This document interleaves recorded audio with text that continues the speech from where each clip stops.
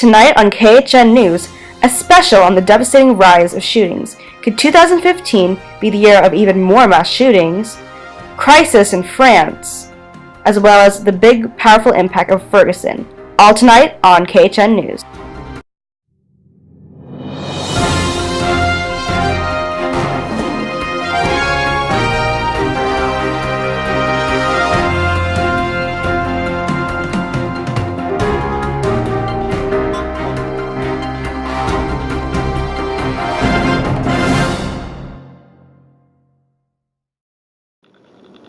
Good afternoon. Today is January 7, 2015, and I'm Rhea Thomas. And I'm Renji Kakanai. Thank you for joining us on KHN News.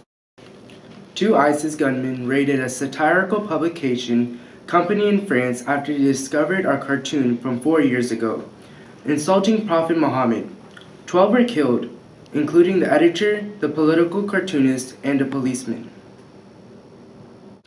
Unfortunately, 2015 is beginning with a lot of gunfights. But now, let's go back and review the history of the deadliest mass shooting. April 16, 2007, the day where a lone gunman killed 33 people in Virginia Tech University in Blacksburg. It is until today considered the deadliest shooting by one man alone in history.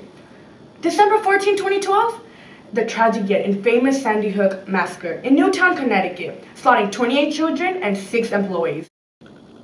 We advise you to be aware of your surroundings and report any suspicious characters. I'm Renji Kakanai. I'm Rhea Thomas. And you're watching KHN. Up next, the Ferguson crisis. Are you involved in the civil rights movement? Coming up next, we interview students to see how active they are in the field. And I wanted to start an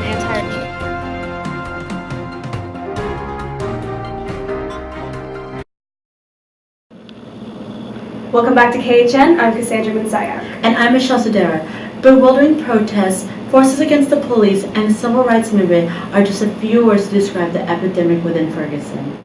Darren Wilson, 28-year-old police officer, was not indicted of being guilty of murder after shooting 18-year-old Michael Brown, who was unarmed in Ferguson, Missouri.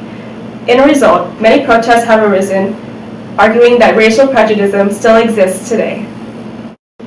From university and high school sit-ins to widespread social media hashtags and even to work strikes, the Ferguson crisis became a catalyst for youth to become involved in the civil rights movement.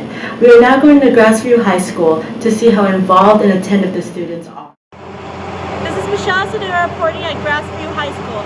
Today we'll be interviewing students about the Ferguson crisis, how they felt, and if they are active. We visited Grassview High School today to ask these students 2 questions involving the Ferguson shooting: how they felt about the crisis, and if they were active in joining the protests.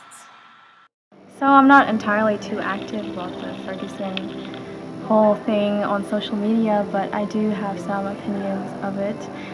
I do think that there is definitely some injustice in it, but I do think that the reactions of the protesters have been a little too far-fetched. I agree with the Ferguson protests after the shooting, and I experienced racism myself, and I want to start an anti-racism club in my school during my senior year after Ferguson. Yes, I'm active in the Ferguson shootings. I'm very active in social media, and I've been protesting anti-racial efforts. So that was my experience with Grassview High School concerning the Ferguson crisis. We hope you enjoyed our special over the rising of shootings. Good evening, I'm Michelle Sedera. I'm Cassandra Mansayak. And this is Kate.